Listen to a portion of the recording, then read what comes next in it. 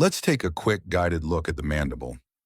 The mandible contains two key openings, and these are extremely important in dental procedures, nerve blocks, and surgical planning.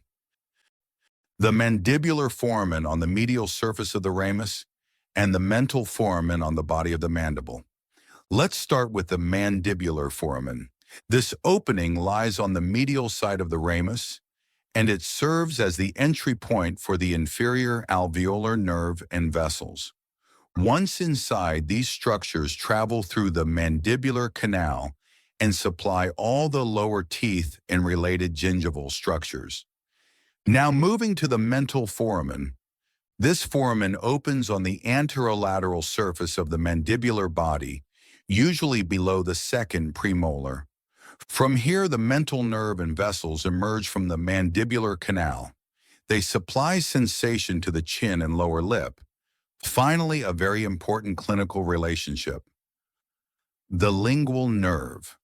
The root of the lower third molar, especially the wisdom tooth, lies very close to the lingual nerve. Because of this proximity, any surgical maneuver, incision, or extraction of the lower third molar carries a risk of lingual nerve injury.